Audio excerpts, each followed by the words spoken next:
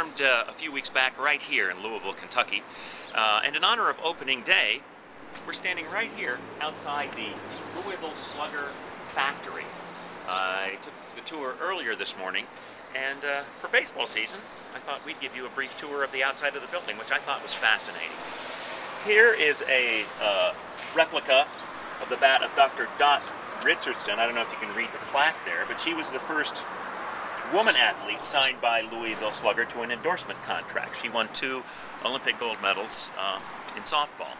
Now here's a bat, a model of a bat, which 2 or 3 of you theater fans, a name you might have heard of, is Babe Ruth. Now most of you wouldn't know this, but he's often considered the greatest baseball player of all time. But it's a theater podcast, so just consider it education. Now here is a model of Jimmy Fox, one of the great players of the 1930s. The bats in those days were a little longer, a little heavier. Now they're kind of smaller and lighter for bat speed.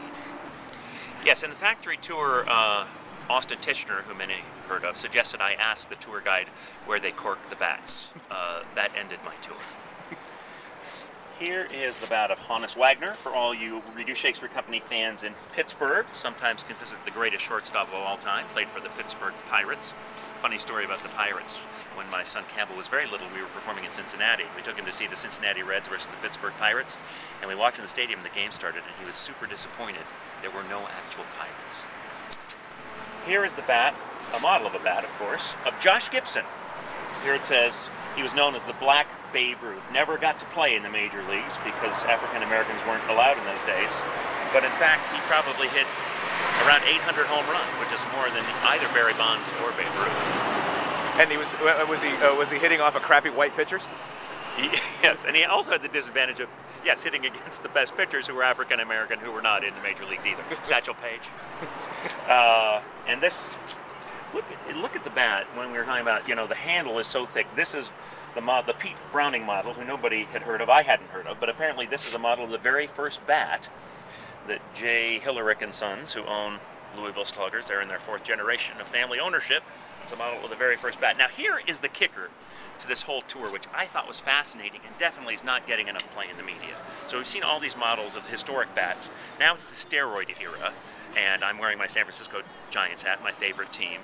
And we all know the accusations, Barry Bonds, steroids, the home run record. What do we do about it? Is it true? Did he use them? I think we have the answer to that question. If you pan over, here is a model, an actual model of the Barry Bonds bat.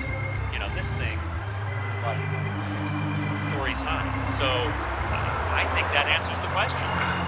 Did he use steroids? Definitely. They've had to completely alter the way they make baseball bats. Have a great opening day from the Reduced Shakespeare Company. Bye-bye.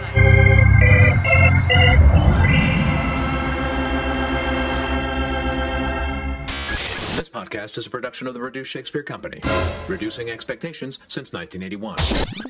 Go to reducedshakespeare.com for performance dates, actor bios, email newsletters, and so much less.